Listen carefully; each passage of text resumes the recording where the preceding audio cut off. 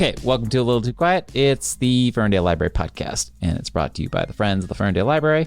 I'm Jeff. I'm joined by Emma. Hi. And this is Romance Book Talk time. I meant that as TALK, not TOK. That we're going to talk about romance books, and a specific book. It's The Princess Knight, a novel by Cait Jacobs. Romantasy, Emma. Legally Blonde. Possibly also Swan Princess. Possibly Swan Princess. This is a really, really fun talk. Cait Jacobs is a just fantastic human, great writer, and also out there making sure there is representation in the pages for queer folk, for disabilities, for BIPOC and everything. Tell us more about Cait Jacobs and what you admire about them, Emma. They are just so lovely and amazing and down to earth. Mm-hmm. And they're, I'm pretty sure, a best-selling author somewhere. Again, in my journey of never knowing people's accolades, I'll double check. But they write, the way they write makes it feel like it's an actual like storybook. Mm-hmm. And you get it in a fun like new rebrand package. And I feel like you'll find something like new. They're a USA Today best-selling author. Okay. And they're from New York. Yeah.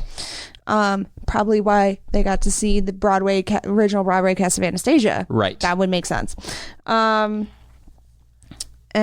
their pet snake is known as Jake from Snake Farm. Oh yeah, they do mention the pet snake. Mm-hmm, mm-hmm. So they're just like a beautiful human being who writes amazing books. And this is a book, but more books coming. This is a book about a princess who is dumped and then falls in love with someone else, but has to go to... She has to go to military college to try and win the boy back who dumped her. Right. To secure their kingdoms, but he's not really interested, but his best friend is. And she has to learn how to fight, but there's also a war coming. So it's like she has to really learn how to fight, not just like school fight. Right. It gets intense. That is The Princess Knight. And here's our chat with Cait Jacobs.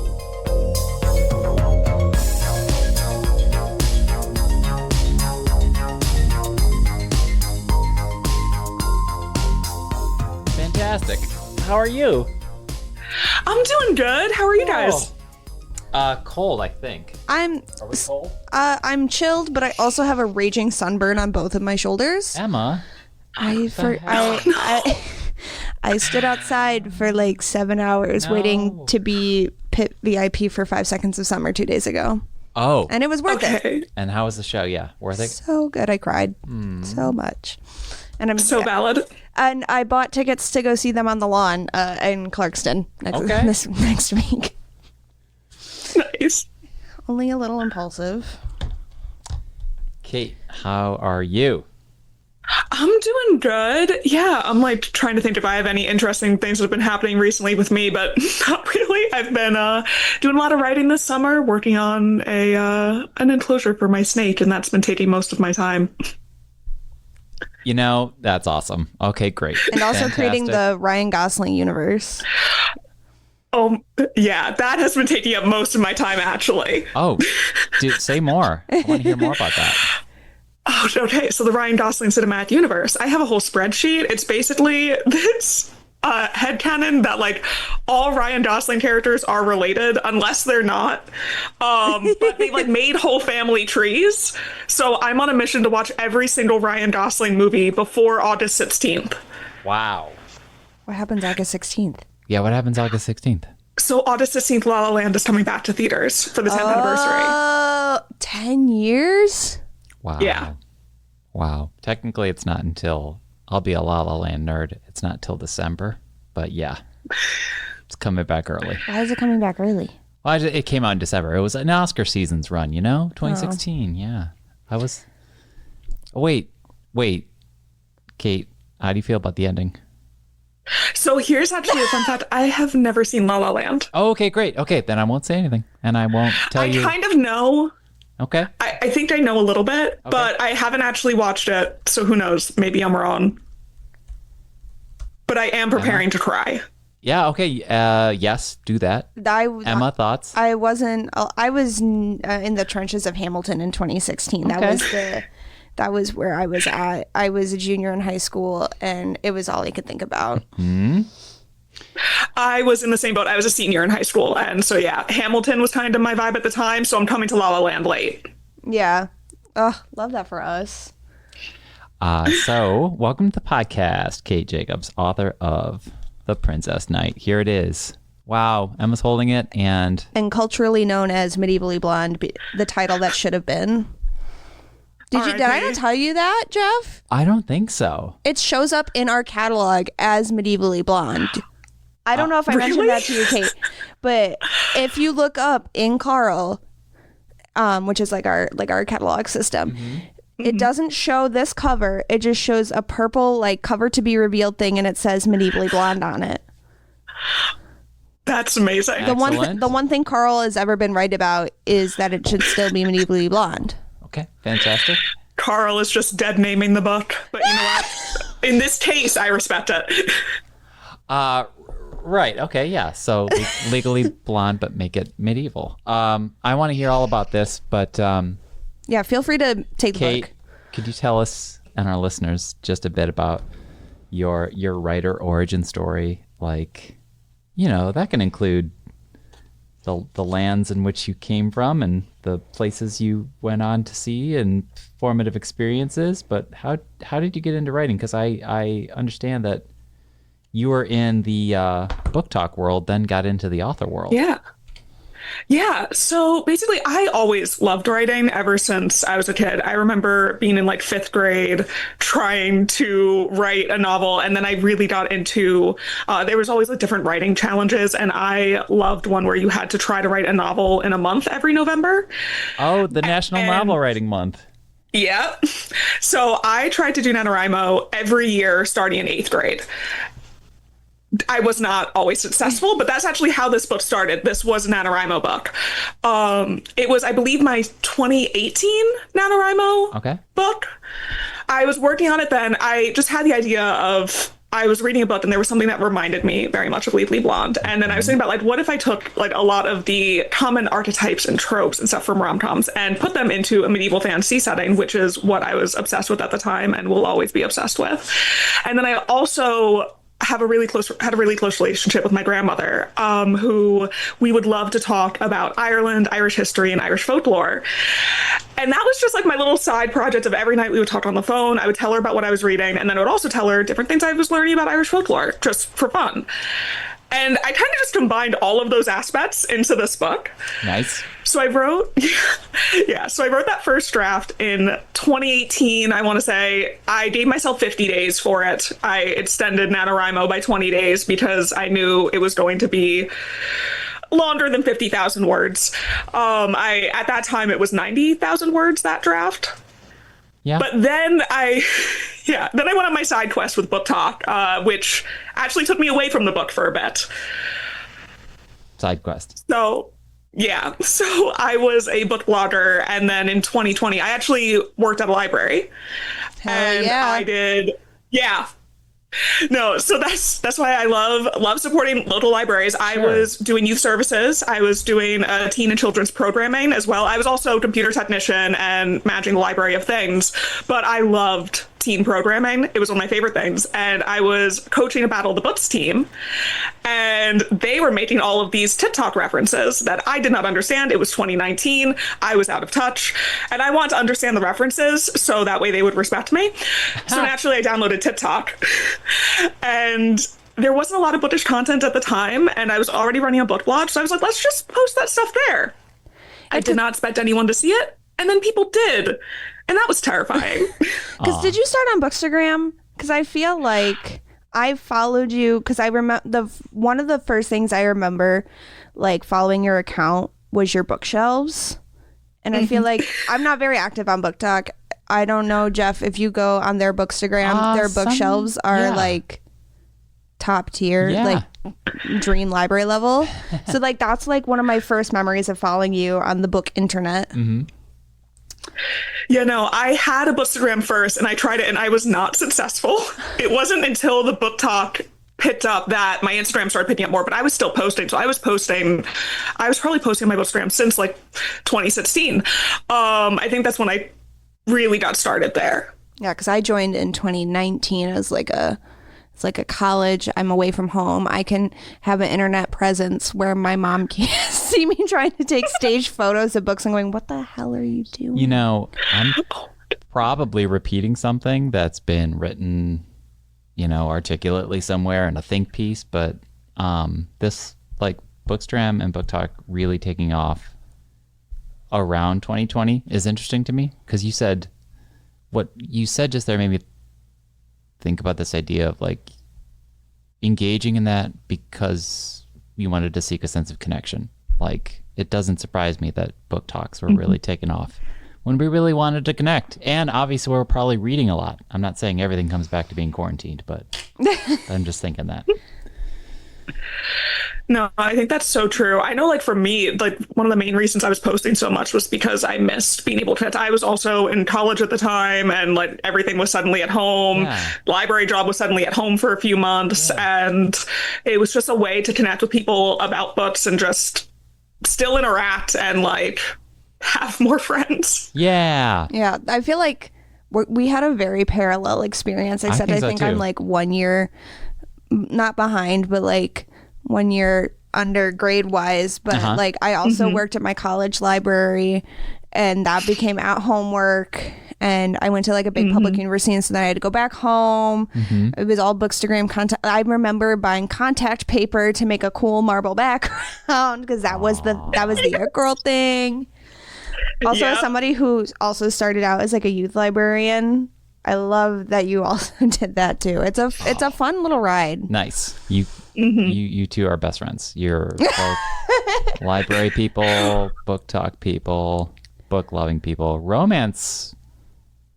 Let's talk about romance. What drew you to that genre, Cait? So I have always loved romance in books, whether it was genre romance or just a romantic subplot in any book. It actually, in high school, was a friend. We would frequently be giving each other book recs solely because we're like, oh yeah, the cheesy romance subplot is the best in this book. And that was how we were recommending books to each other.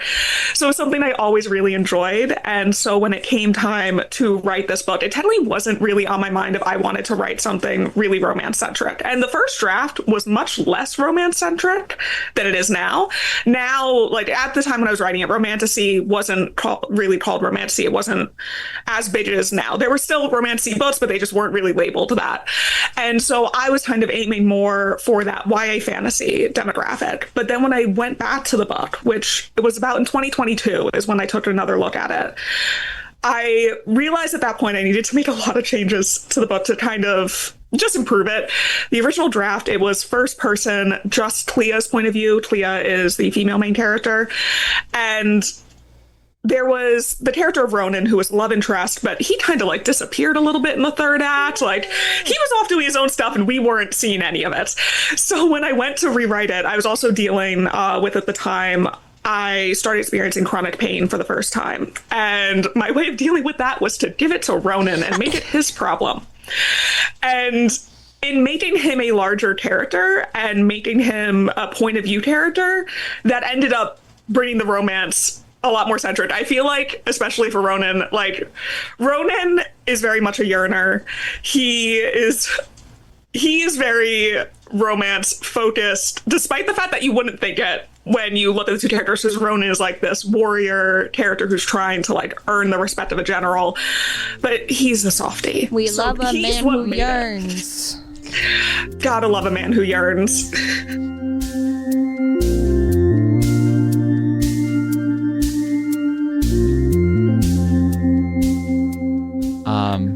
And then, not to go off on a tangent, but I want to kind of bring it back to briefly the Legally Blonde of it all.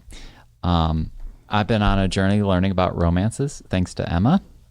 But what is this type of romance? Reese Witherspoon, by the way, has kind of done this twice, where she starts a movie, gets dumped, goes on a plot that finds someone else instead.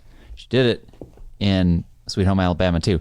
Is there something is this second chance? Is there like this feels like a nuanced kind of trope, like you get dumped and then is it new love? I'm just trying to get with the lingo here. Either way, I like it. Good, yeah. No, I wonder what that is called, because it is like a trope. I don't know if it has like a good name for it. Because like second chance is usually getting back with the same person. So I wonder what it is. I don't know. There's something about it that's just so.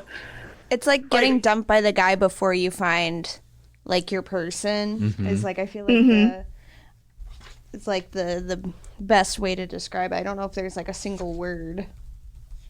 We need to invent one. We gotta name this trope, because I feel like it is so present. Like there's so many stories with this. I love it. No, but to bring it back to what you were experiencing, can you talk about why it was important to bring a lot of the representation that we don't get to see enough on the pages of the book you wrote too? Yeah, so it was really important to me from the beginning to, as a queer person, as a disabled person, to be able to include those identities in the book. So even in that first draft, I wanted to write a queer protagonist in a queer normative world. I had actually gone back and forth a little bit of whether or not I want the world to be queer normative, where there's no homophobia, no transphobia.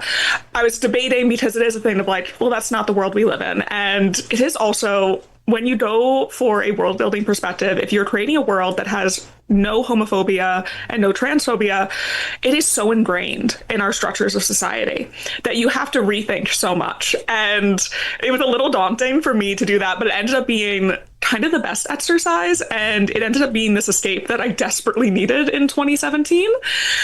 And it was really freeing for me to imagine this world where I could be myself, my friends could be themselves. And there's nothing bad is happening because of that. So that was something that was really important. So in the book, both Clea and Ronan are bi. While it's a male-female relationship, it's bi for bi. And there's also additional side characters with different representation. There's non-binary characters on the ace spectrum, and a whole bunch of all different queer characters. Again, I really just want to like reflect all of the people I love and know in my life, and have people with similar identities in the book as well. Yes. And Zoom has zoomed in on me, but as you were listing all that off, Emma was over here like pumping. That's really funny. I'm trying to find, because along with the Legally Blonde, I need to bring this up, and I'm trying to find the page of where it's hard. Oh, you can keep looking. I'll just say that Emma pumping her fist like that is just emblematic of how wonderful and important it can be to the reader to also encounter that on pages. I think like, especially for me, I was always reading so much growing up, and I just remember I would dog ear the pages of books that I like whenever there was some quote or something I really want to go back to. And I remember in high school dog earing any mention of any sort of queerness in a book. I remember there's like a copy of, I think, like Siege and Storm or Ruin and Rising, I forget which one, from Leigh Bardugo, but the first time they insinuate that a character is queer, I was like dog-earing that, and like 14-year-old me was so hyped. So I just wanted to write a book that I'm like, here you go, it is there, it is in so many pages, we're not shying away from it, just to have that representation. Sure. There's so many tangents I'm going to go on. I want to go on the Legally Blonde thing. I do want to get back to Ryan Gosling in a minute here, but I also am curious to hear about what. I have the line. Okay. I have the line. I just wanted to find it in my physical book. Again, I read it on my Kobo, and it's just basically. I started reading this. It was a book club book for me and my friends, and I know it's Legally Blonde. And I've seen Legally Blonde at some time in the past, but I had also started reading this right after I had done a rewatch of The Swan Princess from the 1990s. And this is how I first started talking to Cait, because I was like, this is The Swan Princess. I know it's Legally Blonde, but this is also The Swan Princess, because in Swan Princess, they're put together every summer to get themselves to want to marry each other and like unite the kingdoms. And that's what's going on with Clea and, oh God, because who's the snotty prince? I can't think of his name because I'm too excited. Donal. Yeah. So like between those two, like they're getting together every summer, like they're really trying to get him to go. And I was like, oh my God, that's so Odette and Derek coded, even though he's not he's not Endgame Derek. And then there was a line that I got, and I remember posting it on my story. And then when Cait answered, I then fangirled and sent screenshots to my friends who I was reading the book with. But there's a line where Ronan's like, I'm sure this isn't your idea of fun. And I don't know if you've seen The Swan Princess from the 90s, Jeff. Once a while ago. There's a song called This Isn't My Idea of Fun. Oh. And I was like, Cait, I have to know if this was inspired. And then you told me no, but it should be. And so like that made me love it even more. Wow. And I remember just being so giddy when you responded to me, because first of all I was like, oh my God, this is so exciting, but also like validation. And I was like, it was because it's one of my favorite movies alongside Anastasia. I don't not the same level, but very close. And so I was just really giddy about it. Wow. That was my tangent.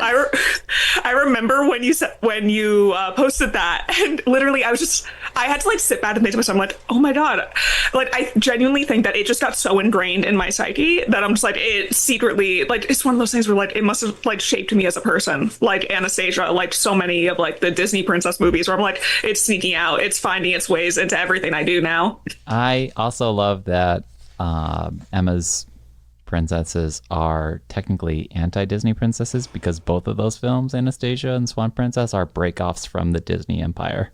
They're not under the Disney production canopy. Yeah. But they're by former Disney employees. And if we want to throw things in there, I also really love Thumbelina. I don't know if that's also by... I don't think that's Disney either. I think it's not Disney. I know that. I don't know if it's also, because I know Anastasia's Don Bluth. I don't know if Swan Princess is Don Bluth. I don't think so. Rich. I don't know. It's something like that. His name's Rich something, but he's also just like Don Bluth. He was a former Don Bluth. And Thumbelina with Cornelius. That's Don Bluth. Yeah, that's so. Cait, if you want another book. So, there we go. But book 2. Let's talk about this, because I think it's important to note that there's kind of a not really spoken about element of a little bit of self-discovery for each of the characters. And again, if we're bringing it back to the Sweet Home Alabama situation or Legally Blonde, these characters do wind up coming to a, I don't know, like a more secure sense of self and even more inspiration and belief in themselves by the end of the book. So there's something cool there that they might know about. I love to joke that when I write books, I need like each book to work as like a therapy session. And that, like, Clea and Ronan, they go through quite the therapy session here. Yeah. Oh my God, yeah. Wait, Emma, I'd love to know what you're still looking for. I never found it in the physical book, so that's just me still trying to find it. Okay. But I do also want to shout out Kobo, because I was able to just like type in idea of fun, and it found it for me in the book. So shout out the Kobo app. Impressive. I also think I got it off of Kobo Plus, so shout them out too. Okay, sure. I'm now trying to think where that line is. It's in chapter 7, and I'm like I said, I'm trying to find the page. Because it's something. You guys keep talking, and I'll find it eventually. I will get there. Chapter 7 is in the 80s. I know that. Yeah. So that can help narrow it down. I'm honestly impressed that I remembered that, because I'm going to be so honest, when this book came out in print, I don't know where anything is anymore. Wow. Oh, I found it. It's on page 89, halfway down. And now the one time I don't have like annotation tabs. The thing is I don't really annotate books, but this is one I would go back and annotate. With sticky tabs, I can't write in this book. I couldn't do that. I'm actually currently annotating a copy of this book for the first time, because I want to have something I can easily reference back to, and it has been such a weird process for me. Can I ask you to partner? I don't know if you've done something with LitJoy Crate, but they do like author annotated editions. Because I have Cassandra Clare and Victoria Aveyard. Could you do... I would love that. I actually did. I did partner with LitJoy, but it didn't have the annotations inside. I need to call them. I don't know their number, but I'll call them and get them to like either redo it and then add your annotations, because that'd be sick. Just so I'd get like annotation overlays or something. One thing I did do is when I was doing past pages, which in the book process, in the editing process, pass pages are kind of like the last pass that authors have over their book, and you're not allowed to make big changes. You're just there, like it's been formatted as a book for the first time. You're looking over the PDF to make sure everything actually is working. And when I was doing pass pages, I had about like 2 weeks to do that. And I have a Discord where I have a book club and stuff. So I ended up making a channel in the Discord was just my thoughts when I was doing the pass pages. So that is still up. That's basically like my annotations. Yeah. Is that a link in your Instagram? Yeah, I think my Discord should be linked there. Perfect. And it's inside, there's a channel in my Discord called like TPK annotations or something. And it was just my thoughts the entire time I was going through it, doing those past pages. Let's tap back into that experience, because this was an idea you've been working on, and then you went off into BookTok world and then came back to it. It's been a fairly long road for this book. And, you know, like, reality is debut novels are always a long road, but what was that experience like for you to kind of go off into the world and see how readers were interacting with other books, how other content creators were reacting and responding to other books, kind of just like getting this glimpse of what modern marketing looked for books and what the landscape was like from like a different perspective of not exactly author and not exactly publisher? Like, that must have been, I don't know, is there something there for you? It was very fascinating. So I had always really loved the bookish social medias, like ever since middle school. You know, when BookTube was a huge thing, I was subscribed to every major channel and watching it every day. But it was very interesting to then be on the side of as a creator and to be making the content, you know, to be buying that contact paper and making the flat lays for Bookstagram. Right. So it was very interesting. And then to also get a little bit of a glimpse on how the publishing side of things worked, because I started working with publishers from an influencer standpoint. So I was working on sponsored content. I was going to publishers for events and stuff like that. And it was I started to think that I understood everything, only to be immediately proved wrong once I got my deal. But it did at least prepare me in the sense for getting an idea of how to market a book and what people want to see versus what they don't want to see. Because I would see it when I was talking about other people's books, certain type of content I would make about other people's books, people weren't interested in. But other types of content, people were very interested in. It is one thing, though, that I definitely did realize, and I think it helped put me in a bit of a headspace when I was then on the publishing path I did notice that a lot of times what authors post online doesn't always make the biggest difference. It's what readers do. So I noticed that sometimes a video I would post about someone else's book would be more impactful than what that author would post about their own book. So that kind of stayed in my head a bit when it came time to talk about The Princess Knight publicly, where I was at least a little bit nice to myself. I'm like, I don't know what's going to happen here. I have to remember I'm posting this for fun for myself. And like, yes, I know certain things of like, I know people like to see character art. So I made sure to like budget to get a lot of character art. Also, selfishly, I really like character art. That was, I'll admit, that was also definitely a selfish decision. But I was keeping all of that in mind during that process and trying to be a little bit kinder to myself. Of like, these videos aren't doing as well as my non-Princess Knight videos or stuff like that. I kept that in mind. That said, though, I did end up, especially like on Instagram, I found new areas of marketing that I didn't try before as a reader that I loved, like making little Canva graphics on Instagram, my favorite hobby. My friends make fun of me so much. I have like a writing group where we write together on Discord every Sunday, and they hate making graphics. And then I'm over there just being like, give me what you need a graphic for. Like, this is my idea of fun. Like, I will be up until 1 a.m. making Canva graphics. I can relate. It probably relates back to my library because I was making a lot of the graphics for the library. Emma, thoughts? It's true. I mean, one thing about Bookstagram is like, as someone who, I hate saying the word influencer because I don't influence anything. I'm just there. The people send me, I don't get sent stuff. I don't get put places. I'm just there. And once you start like I know for the reader side, when you stop caring about like the aesthetic and you just start having fun, that's like kind of like the important part. And making silly Canva graphics is part of that. Like, what did I do today? So I'm like, okay, I am like technically an influencer for a local like bookish merch company, and I asked them for like the day they started their company, and I did the Pantone like swatch. You like show up here. Wow. If it shows. Oh, nice. Maybe it didn't. Nice. But that's that. It's for Fables and Tales Co. Oh, nice. And so that was really fun trying to figure it out.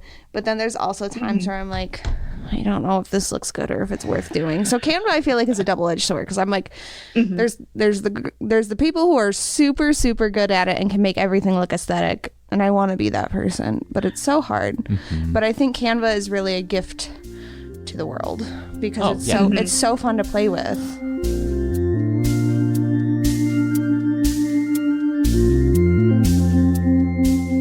And then tell us about more about the characters, how they changed as you developed them over time.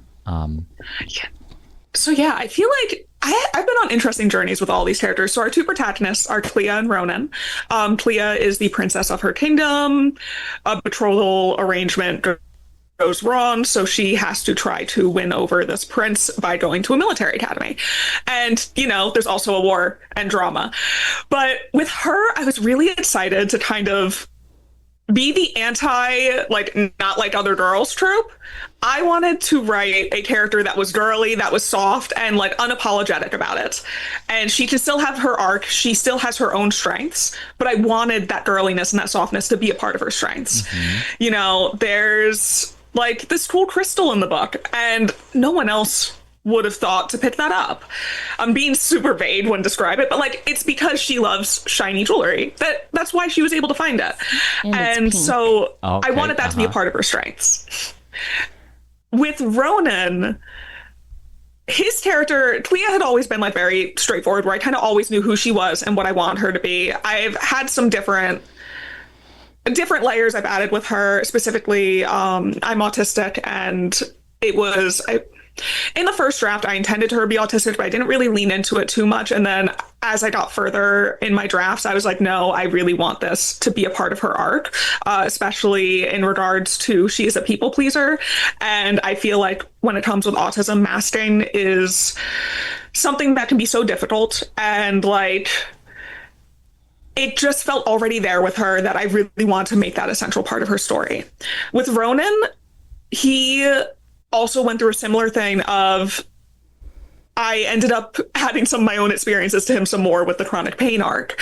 With him, he is this seemingly tough warrior, but he's really not. Like, people tell me that they think he's like brooding, and I'm like, in my brain, he's like so sweet and so kind. Like, no one can ever be wrong with their interpretations of characters, but I'm like, no, you're actually wrong. He is a sweetheart and he's a softie. But he's this tough warrior. Everyone thinks that he is like blessed by the gods. But in reality, he just wants the approval of this one guy. And that is a big thing with both Clea and Ronan's arcs, is they just want other people's approval so bad. And it was really fun getting to develop them as characters and kind of seeing how their arcs mirror each other, and then the ways they differ and the ways they make each other stronger was a very fun thing to keep working on with them. Nice. But I also had oh yeah. No, you keep going. I was going to then change it but I also had a lot of fun with the side characters. Ironically with Donal, who is not everyone's favorite, but he's one of my favorites. Which is a bit of a hot take. He's just kind of a himbo, and he like, I feel like he just doesn't get it. Like, he just doesn't, he's like, why is this such a big deal? Like, it's kind of just, he's just like, I'm just doing my job, honestly. Like, I don't see it. No, that is exactly it. I'm so glad you said that too, because himbo is exactly the word that I would use when thinking of him.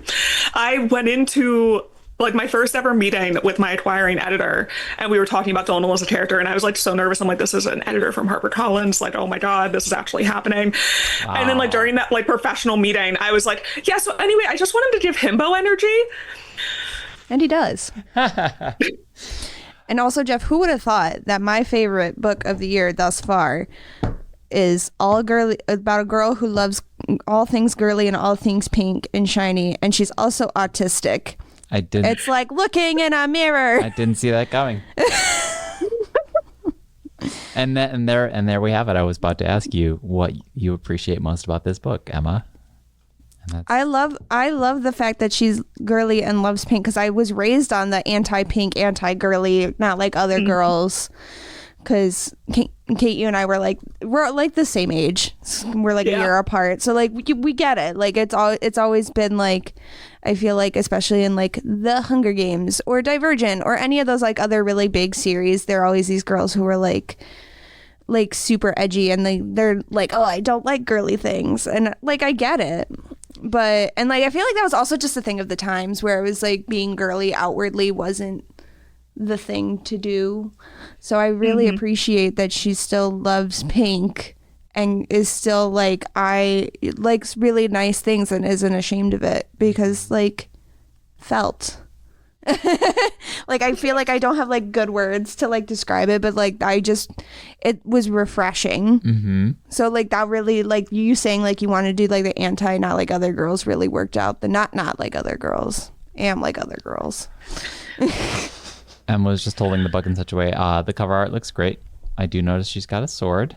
Yeah, I don't know. I'm just like... That was the one part when I had my nails done to match the cover. I told my nail girl, I was like, it has to have the sword with the little pink jewel. That's like my one request, but everything else you can just do for fun. I have a tattoo of that sword because I was like, that's like the one thing from this book that was the main symbol in my mind. Yeah. And it's so cool. Take it. Yeah, I don't know. Did I show you my nails for this, Jeff? No, I don't know if you did. I'll show you. Because I was also really proud of the Canva graphic I made to go with it. Yes. Oh my gosh. Whoa. Oh, that's beautiful. We're going to have to put that in the show notes. Yeah. Wow. Yeah. And it was also kind of crazy because Cait did like Instagram lets you do the collabs. Cait, they collaborated with me. It is my most like Instagram picture I think ever. And I was like, well, because I guess I don't look at follower counts really ever. And so I was like, oh wow, this is getting a lot of likes. I went to your account. I was like, that's why. It was like, remember when I went medium viral for like that one reel you did, and I was like, oh, I'm being perceived. Oh yeah. It's good, it's fine. But I was like, Okay, no, but I get that because sometimes like I'm used to posting things and like streaming into the void, and I'm like, no one's gonna see it, and then sometimes people see it and they're like, oh god. Which if we didn't cover, and if you want to say anything more on that, like that is a whole thing. Like you also were definitely going from not so perceived to perceived, and how did you handle that? Yeah, I'm a very anxious person. Yeah. No, I always like to like be really open about mental health, and I am a very anxious person. I have agoraphobia. I like my mental health is horrible. So going from like not being perceived to suddenly be perceived is a wild ride. Definitely very trying on the mental health, but also very rewarding. And it is a thing that like you kind of can get like a mixed relationship with. I think initially for me, I was focusing on the exciting aspect of it, but then like the tides always turn. I've gotten the most unique amount of death threats. Being an openly queer person on the internet, it's just what happens. I have developed a thick skin about it, and in fact try to find the fun in it. My thing with my friends and I is sometimes I'll like screenshot the really like unique ones. So I'm like, this is an entertaining one. Like that's really creative. Or the ones that are just grammatically incorrect. I have fun with those a lot too. But that's just like a thing you expect. I think it's honestly helped me to develop a thicker skin and helped me to quickly learn how to deal with a lot of aspects of my anxiety in times when I wasn't really used to having to deal with those aspects. You know, this was 2020. I wasn't going places. So like the agoraphobia should have been good. But turns out the internet is just another place. Sure. So it was a very interesting journey, but it's also been so rewarding. Like I've built such a great community. I've made so many friends, and I get to do fun stuff like this now because of the internet. So that's crazy. Like I didn't expect you to say death threats. Yeah. It's wild. I need Internet's a wild place. I need Harper Collins to get like Secret Service and like guard your door, because that's crazy. I've just like learned that like usually the death threats are just coming from someone who's just very bored. Like they're just bored in their house and they have nothing better to do. So I've like come to accept that. But yeah, it was wild. The worst I got in 2022, I did a sponsored campaign for queer books with Target, and Target like boosted it and it went to the wrong side of the internet. Yeah.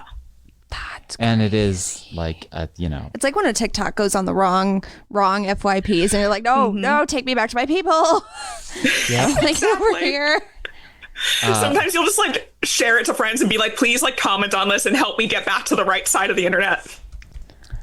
I'm just glad you found the way to cope, because that can be the hardest thing. And you can't, like, no one can tell you how to do that. That's just like everyone's own personal struggle and journey. And if, I'm just glad you're doing good about it. I'm glad to hear that. Things Thanks. keeping things in perspective is just hard in this crazy world of ours. So hard. Yeah. No, I'm someone who like I always love to find the joke in things and look at the bright side of things. And luckily the internet makes that very easy. You know, the internet brings you the Ryan Gosling cinematic universe. You can't really complain that much. Glad you brought us back. It's like the Etsy brought me the "Don't honk at me, my dad is dead" bumper magnet. Yeah, exactly. Yeah. Which is also pink and sparkly. Nice. And then maybe we can talk about the idea of like romance versus like rom-coms, or just having whimsy, or just something fun or light in your stories. But I was looking to see if Ryan Gosling had ever been in a straight up rom-com, and the internet tells me that the closest he ever kind of came to it was Crazy Stupid Love. So That sounds like a rom-com. I also just have to appreciate you, Jeff, for keeping, first of all, I think it's me that keeps going on tangents and also kind of fangirling. You're actually asking like really good questions. I'll bring some and I'm questions just back. like, this is so Look at what Kobo does. Wait, what is it? Listen, I will Kobo? always It's go on Kobo. tangents. It's the anti-Kindle. Kobo? Kobo Great. by Rakuten. Got. Yep. Oh yes. But yes. Continue asking your very good questions. Well, yeah. I mean, there's Ryan Gosling has his arcs of romance. He's in Barbie. The Notebook. Nope. Is he in The Notebook? He's in The Notebook. He's in The Notebook, which is more melodrama. He's in Crazy Stupid Love, which is kind of comedy. Then you've got La La Land, which has comedic elements, but musical. And then you've got other things like Blue Valentine, which is really, really sad. So he's gone all over. Blue Valentine is actually next on my marathon watch list, and I'm afraid. You know, Cait, I wish I could say this more softly, but you should be.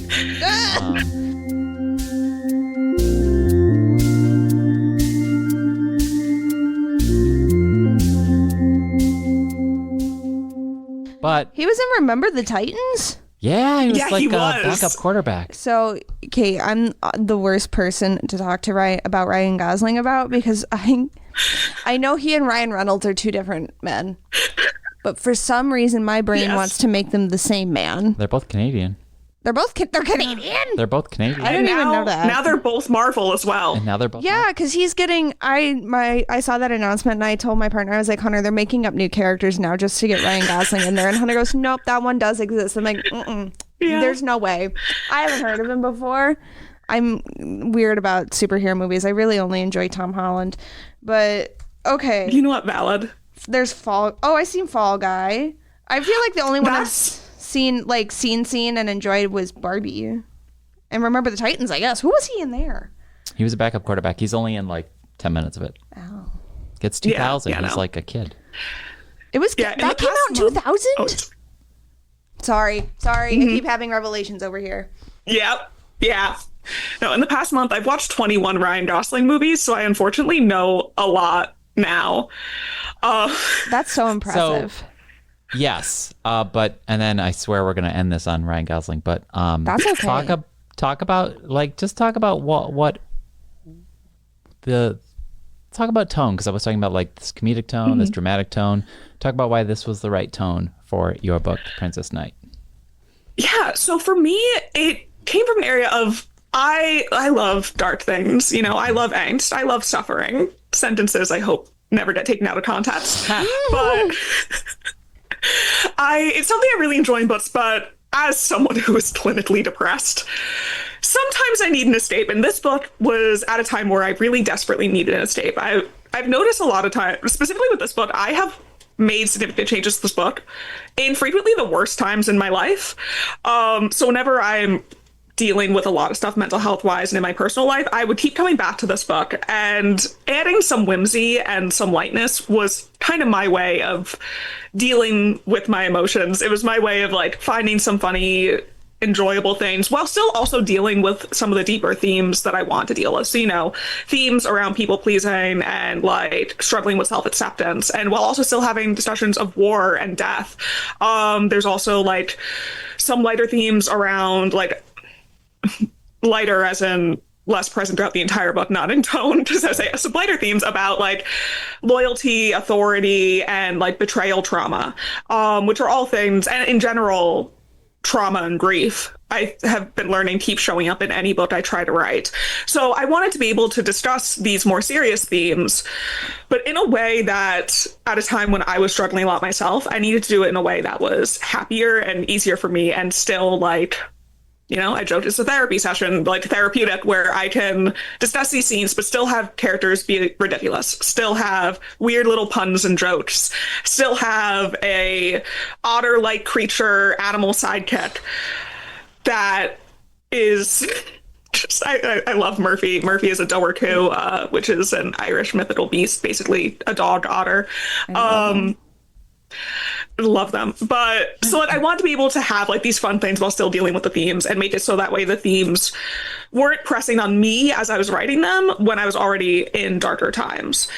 And it's something that like in future books, I plan on in future books leaning more into the dark when I can deal with it. But I think it's also really important to have the whimsy. And I think a lot of times we need something that's light and something that's fun and that's just, you know, refreshing and just a chance to breathe and like cozy. Wonderful. Emma, thoughts on that? On the vibe? You said future books. Oh yeah, wait, whoa, hey. Because that was like the other thing. As soon as I finished Princess Knight, I messaged Cait. I was like, is there more? So technically I have a few projects I'm working on right now. I will say I have one book that is under contract right now that I'm on deadline for right now. And, you know, we're not doing great, but it's fine. It's fine. So technically I got the okay to announce the book, but I haven't formally announced it yet because I'm someone who needs to check with like 50 million people if my announcement plan is okay. Sure. But basically I will say, you know, you may see some familiar people. Oh yeah. Wow. And I left some doors open, and maybe I'm gonna get to walk through them now. Okay. Hell yeah. That was the reason I asked, because I was like, there's room. Mm-hmm. There's room for more. And I really want there to be more. Yes. Yeah, so there will be more information coming soon about this, but I think I've kind of made it very clear that I always want to write more in this world, and this is me unofficially saying that I am writing more in this world, but that's all you're gonna get. Excellent. So that is what I'm currently working on, but I also have some other projects. Another project I'm working on that's not under contract, but I think is going to be very exciting, is actually a collaborative project that is very different in terms of, you know, we were talking about musicals before. Yeah. And it's leaning into that, but also with books. And it's been very fun. I've been working with someone who has been like a mutual online for years, who is also like was creator first and now wants to start working on original stories. And it has been such an incredible and fascinating process. And we're hopefully going to start talking about that soon a little bit more. That one's not even under contract yet. That's just been like a fun side project since November. And yeah, so that's what I'm currently working on. There is like a third book, but that's the suffering one. That maybe one day. That one's like out of the tiers of what we have. That one's like maybe in the future. Yeah, that one, ironically, like I've written a lot of it, but it's not contracted. Who knows what'll happen with it one day, but it has been a very special book for me to write. I joked that like my grandmother's influence has been there through a lot of my books, and she passed away in 2024, and this was me dealing with that. So that's why it's the sad one. Okay. Okay. Mm-hmm. I'm so sorry. Thanks. Yeah, no, she was like me where we just tried to find the jokes and everything. So that book, I think she'll appreciate that I got a book out of her death. And you know what? The best, like I said, I have a "Don't honk at me, my dad is dead," and that's not a lie. It's true. But like, I feel like through grief, you can kind of find really great humor, and it does startle some people. I have had people look at me like I was nuts, but I'm I'm like, sorry, I have to crack a dead dad joke to just set the tone. So I feel like dead grandma, maybe not jokes, but like she would appreciate it and probably would support it. Mm-hmm. I was crafting dead grandma jokes the day of. Same. It's just what you gotta do. No, and again, like I'm to cope with things. You gotta sometimes have like a little bit darker sense of humor just to find the levity in dark moments. Mm-hmm. I lost my dog a month ago, and literally the day that it happened was on the phone with a friend, just like, well, literally when the vet was there, just joking with the vet about her, because it's just like that's just how you gotta cope sometimes. Sure, absolutely. I feel like that. I don't know if I told you this story, Jeff, but the day of my dad's wake, I wore press-ons because he died fast, and I didn't have time to go get my nails done, so I put on press-ons. I'm bad at press-ons. I lost one in the casket, and then the funeral director offered to like dig for it, and I had to be like, no, that's his now. And he looked at me like, I was like, girl, you work in this business. You have to have seen this. But I think so. Honestly, that makes me like really excited for that book, because I feel like grief begets really good humor, and it begets really good, like, good heartwarming stories. Yeah. Maybe not super heartwarming. Maybe not super heartwarming, but like heartwarming aspects. I feel like. Yeah. No. Just I am with you there. Where I feel like it's something that's so universal, and like everyone experiences and goes through it. It can really, like, you can feel so seen, and it can be so healing to read it. And it was actually a funny thing as I was working on this book, where I was like wanting it to be like a serious book, but I kept including jokes, and I'm like, well, that's just what the vibe we're going with now. Like, I cannot be serious about anything. You know, Ryan Gosling's movie Blue Valentine has dark side grief energy. And what did he follow that up with in his career? The next movie he made was Crazy Stupid Love. So you just gotta. Yeah. It's like, I think that's you gotta find the same balance as Ryan Gosling in his filmography. Yes, indeed. I can't wait for you to see La La Land. There might be a similar trope to things like what goes on in Princess Knight and Legally Blonde. I don't want that to be a spoiler. That'd be kind of crazy. I think I already know a little bit, so I think I know what you're talking about with that, and I am terrified, but excited. I'm excited. I'm excited for both of you. And I will follow up with an email to hear what you said. It's really hard for me to watch things that aren't Bob's Burgers and or Anastasia. So that's fair. So valid. So I won't be partaking, but I'm excited for your guys' excitement. Thank you. That's the other thing. Every time somebody like makes some sort of like film joke or something, I go, "What's that from?" And then they all go,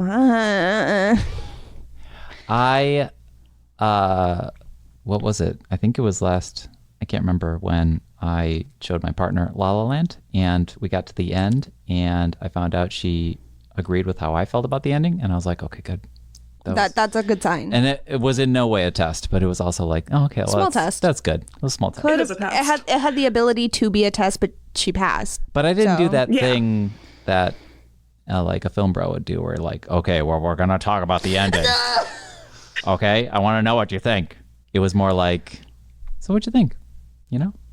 Anyway, I am unfortunately the person that will be like the film bro with my friends, even though I'm not. Like, I have actually amongst my friend group, I famously barely watched anything it's become a joke that me watching these Ryan Gosling movies are like, this is the most I've ever seen you watch something. Like, you're watching a year's worth of content for you in 1 month. Yeah. And not even like I think last year I watched maybe 6 movies, but I will be the one to show it to my friends and then be like, just so you know, there is a test at the end, like take notes. Yes. But I will have questions. I took my friend to see Hadestown and I was like, I'm going to need your opinions on every single song, character, and everything. That's something I want to see, but I don't want to be sad. Valid. I'm gonna hope it see, here's the thing, I really don't love crying in public. Like, listen, I did cry at a concert, but that's a different kind of public. Crying in a movie theater, I feel like I can't do that. Concert's fine. Movie theater, too much. So I have to wait till it comes to my home for you to watch it so I can cry, pause it, take a lap. But you're so brave for watching it. Yeah. Oh, literally, it was just the fact that I was with a friend who had never seen it. That was my saving grace. Of like, I kept looking to him to like see his reactions. Although the traitor fell asleep during part of it. Sorry, that was probably really loud for the people. That's okay. Well, we've got, compression. No, he's a nurse and works the night shift. So I was like, okay, you have an excuse. But like, we'll see how much of an excuse that is. But literally looking to him was the one thing that kept me from crying the entire time. Because like what was it? I went and saw Hamilton with my mom like in May. Still bawled like a friggin' baby. Oh yeah. And I was like, gosh darn it! I thought I'd listened to the soundtrack enough. I also cry whenever I see Anastasia on the stage because I'm just so deeply emotionally attached to it. Yes. Kate, if you have the same level of obsession, we need to be chatting more about that. We do, because I literally, when I saw Anastasia, I saw it on Broadway. Did you see Krista Altomare? I did, and Derek. No. I was literally, I think it was all original cast except for Gleb. That's crazy. But oh my God, I literally just heard like the overture and started crying. Yeah, no. Well, I also get teary watching the animated film still too, just because it's like, it means so much to me. And I have like a little book cart with a bunch of Anastasia musical and movie stickers. It was a part of my little Etsy business. I made Anastasia bookmarks back in the 2020, which I quit before I had to pay taxes. Nice. No, but I feel that on such a spiritual level. And I'm also so, like you saying you saw the original Broadway cast is like when people tell me they saw 5 Seconds of Summer open up for One Direction. And that's pivotal. Wow. Again, this is just Jeff watching me get to fangirl for this whole... I'm here for it. But I'm the same way about Anastasia. I do not mess around with it. This is unrelated, but have you read the book Heart of Iron by Ashley Poston? No, but I have it. I have read one of my favorites. Oh God, what is it? Daughters of a Lost Empire by Carolyn O'Neill. Oh, I need to read that. I've heard a lot about it. I did the cover reveal for it and I got like an arc of it, and it's one of the best Anastasia like retellings, redoings. And then Amelie Wen Zhao also has like a fantasy one that I still need to finish the trilogy, because I have a problem where I read the first book and then they keep putting out books and then I'm like, oh God, I don't remember anything. I have to reread everything. It's why I've never finished all of the Mortal Instruments books, even though I really need to, because I also love Cassandra Clare so goddamn much. But those two are my favorite. But I do have the Heart of Iron somewhere in my stacks, in my many piles of hundreds of unread books. Okay. Wow. I think you would love it. It is like, I was reading it while listening to the Anastasia Broadway cast album, and it like timed so well. Like, that's such there's an so many elite, scenes where I'm like, this is perfect. That's such an elite combination. I will be doing that. Highly recommend. This has been a pleasure. It's and I only bring it to the abrupt because it's at that time when we gotta go back out there into the library world and do library stuff. I get to go home. Emma just came in for this. And actually, I'm even not gonna do, because I'm not a librarian, Kate, so I don't really do library stuff. I'm just gonna take this art installation and drive it over to the art gallery. You are a librarian, basically, Jeff. That loaned it to me. You are a librarian of music and art. Yeah. And funny TikToks. Yeah. It's all there. Well, you're too kind.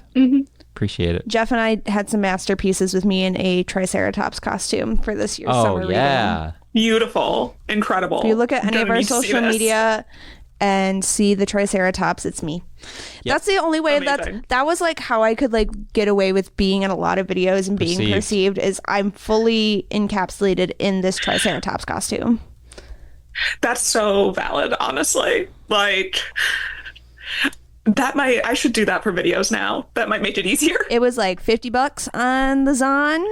Don't love them, but it's actually a really good costume and it hasn't fallen apart yet. Nice. Appreciate your time so much. Yeah, thank you so much. This is so fun. Thank you guys. This is so fun. I've had the best time. And I will be probably messaging you about more Anastasia books and when I read Heart of Iron. No, we need to chat about this more.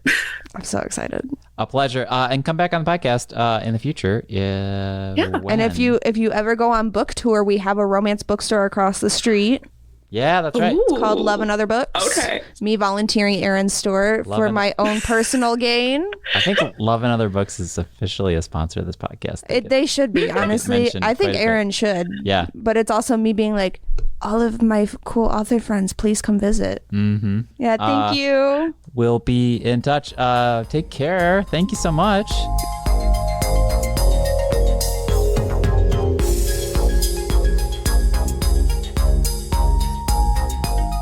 Okay, everyone, that was our chat with the author of The Princess Knight, Cait Jacobs. And that was a fantastic talk. I think it went all over the place. It did. Sorry. No, not sorries. We covered things that I did not think we were going to cover. We talked about Snake. We talked about Ryan Gosling. We talked about Reese Witherspoon. And a lot of more substantive things because Cait was a great interview. And we appreciate their time. Thanks for bringing them to the podcast, Emma. Anytime. You're just bringing all your author friends out there from the internet onto this podcast. Do be trying. Everybody, thanks for listening to another episode of A Little Too Quiet. We are anxiously awaiting what Cait does next, so stay tuned for that. Remember to rate, review, and subscribe, and tell your friends about this fun little podcast. Thanks to the friends of the Ferndale Library. Thanks to our unofficial sponsor, Love and Other Books. And Emma, thank you for hanging out and co-hosting this podcast. Always. Bye, everybody. Bye.